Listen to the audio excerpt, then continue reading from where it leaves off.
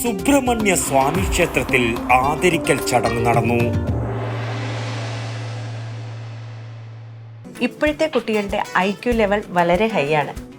അത് നിലനിർത്തണമെങ്കിൽ പ്രോട്ടീനും കാൽസ്യവും അടങ്ങിയ ശുദ്ധമായ പശുവിൻ പാൽ ദിവസവും കൊടുക്കും. നിങ്ങൾ കഴിക്കണം.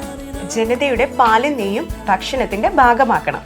പയ്യന്നൂർ ശ്രീ സുബ്രഹ്മണ്യസ്വാമി ക്ഷേത്രത്തിലെ ആരാധനാ മഹോത്സവത്തിന് മാറ്റുകൂട്ടാൻ പ്രവർത്തികൾ നടത്തിയവരെ ക്ഷേത്രനടയിൽ ആദരിച്ചു.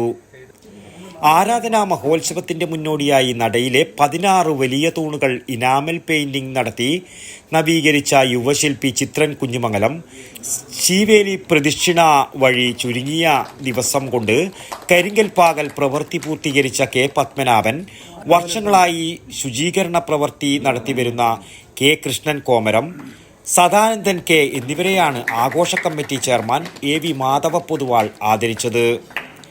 General convener VP Sumithran, executive officer KP Sunilkumar, Ramanathan master, trustee അംഗങ്ങളായ K Gireeshan Thirumumbu, Anil Puthalath, AK Rajesh, advocate P Suresh, Sreenivasan Kambrath, Raghu Kaliyanthil, VA Kalesh, Prakash Babu, KP Dineshan Karippath, P Suresh, ഭാരവാഹികളായ Priyesh PV, R Prameela, Ranjini അത്തായി, Balakrishna AU എന്നിവർ പങ്കെടുത്തു. News bureau, Payyanur. ശ്വാസം വലിച്ചോട്ടെ. എത്ര വയസ്സ് വരെ പാൽ കൊടുത്തു? 1 വയസ്സ് വരെ.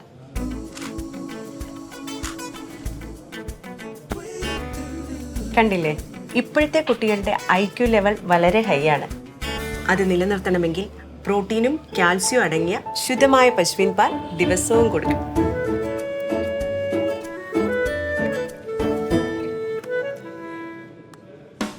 ഇപ്പൊ ജനതാ പാൽ എല്ലായിടത്തും ഉണ്ടല്ലോ.